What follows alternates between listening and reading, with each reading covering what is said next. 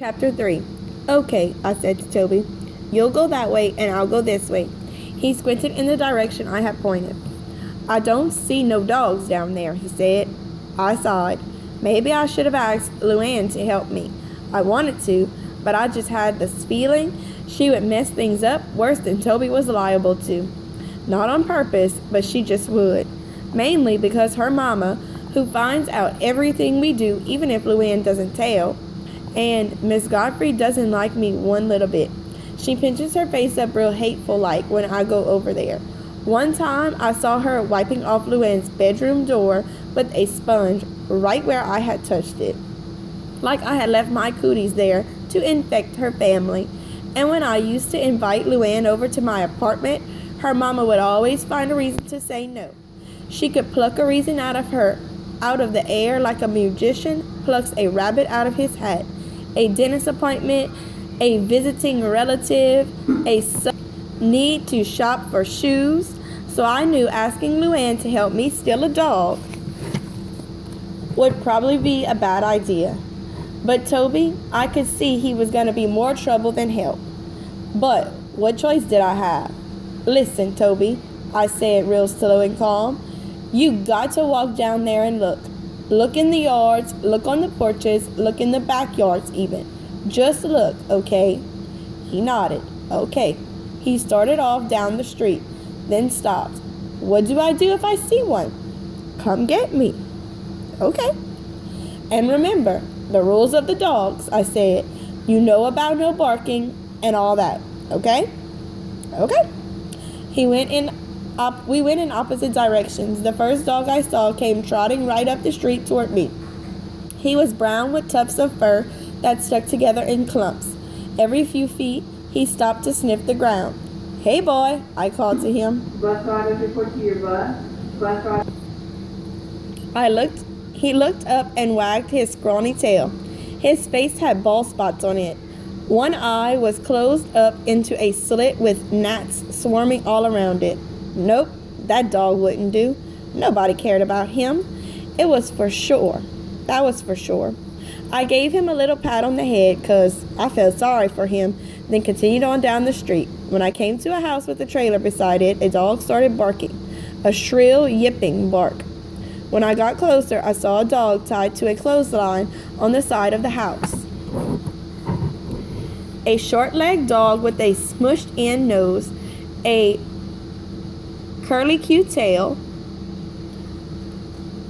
When he saw me, he raced back and forth along the clothesline, his yippy bark getting shriller and shriller. From inside the trailer, a man's voice hollered, "Shut up, Sparky!" Nope, that dog wouldn't do either. Too noisy. A few houses farther on, a great big dog with bushy black fur sat by the side of the road watching me. When I tried to pet him, he slinked away with his tail between his legs. Then some woman came out with a rolled up newspaper. She smacked him on the rear, hauled him off by the collar, and pushed him up under the porch. "Get under there like I told you," she said. Then she stomped back up the steps and went inside. She didn't seem like someone who would pay money for her dog. Finally, at the end of the street, I saw a dog who had "Steal Me" written all over him. He was clean and fluffy with a red bandana tied around his neck. He didn't bark when I got closer. He even let me pet him, wagging his tail like he was the happiest dog on earth. I was about to think I'd found the perfect dog to steal, but then I took one look at his house and I changed my mind. The front steps were rotted right off the porch, lying in a heap of lumber in the red dirt yard. Bricks and boards were stacked to make steps into the tiny house with its peeling paint and torn screens. A plastic window box had come loose on one side, spilling dirt and dried up brown flowers into the bushes. A rusty old car sat on the cinder blocks in the gravel driveway. Nope, that dog wouldn't do either. The people in that house weren't rich. I bet they'd never pay $500 for their dog, no matter how much they loved it. It looked like it was going to be harder than I thought to find a dog that fit all the rules in my notebook. I crossed over to the corner and waited for Toby. Then I saw him skipping up the road toward me. I called out, "Any luck?" I only saw one, and he growled at me. Only one? Are you sure? I saw some cats. No, cats won't do. How come? They just won't, I said. Let's try one more street. Then we gotta get on back to the car before Mama gets off work. I hurried over to the next block. Toby kept stopping to pick stuff up along the side of the road, rocks and acorns and wrappers and things. I had to go back and yank him a couple of times. When we got to the corner, I looked at the street sign, Whitmore Road. This one looks good, I said. Let's go up one side and down the other. You stay with me. We walked along the street, peering over fences, sneaking into backyards. No luck. Suddenly, Toby pointed. Look at that house, he said. Just ahead of us was a huge brick house set back off the street a ways. All the other houses on that street were small, one-story wooden houses with tiny yards and no porches. But that brick house was 2 stories high. I bet it had a bunch of rooms inside. Come on, I said to Toby. Let's go check it out. We ran to the house. It towered over the little houses next to it. The front yard was the biggest one on the whole street, with a chain-link fence all the way around it. Along the fence was a thick hedge taller than me. I peered over the gate. That house looked like a mansion. It had a front porch with rocking chairs and a swing, painted the same color green as the shutters on the windows. In the yard, there were flowers everywhere, popping up between the bushes, curling around the lamppost, blooming in the pots on the front steps. And then I couldn't hardly believe my eyes. There in the bushes along the porch was a dog, a little black and white dog digging so hard that dirt was flying out behind him. His rear end was stuck up in the air, and his scraggly tail was wagging away while his front legs worked faster and faster at the dirt. Then a voice came through the screen door.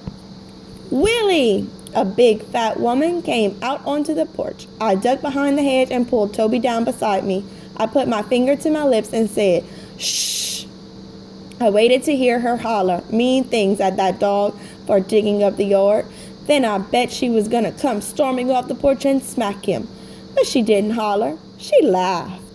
Then she said, "What am I gonna do with you, you naughty little thing?" I crawled on my hands and knees and peeked around the gate. The woman was sitting on the porch steps, holding the little dog in her lap and letting him lick her all over her face. When she scratched him up and down his back, he stuck his face in the air, closed his eyes, and kicked one leg, leaving streaks of mud all over her shorts. She took his head in both hands and rubbed her nose back and forth against his nose, like the Eskimo kisses my daddy used to give me a long time ago when he loved me. Then she picked the dog up and went inside. My insides were getting all swirled around with excitement while I went over the dog's stealing rules in my head. I mentally checked them off one by one. That little dog didn't look like he bit a flea. He didn't bark one bit, and it was for sure the dog was loved. I glanced at the house again. That was one big house. That lady must be rich. Then, as if I needed one more thing to convince me, something caught my attention. The mailbox next to the gate was kind of rusty and leaning over just a tad, but it had big black letters painted on the side of it that said, "The Whitmores." Whitmore. The lady was named Whitmore, and this was Whitmore Street. "Toby," I said, "the lady owns this whole street. Can you believe that?" His eyes grew big, and he shook his head. I grinned and gave him a thumbs up. "Toby," I said, "I think we just found us a dog."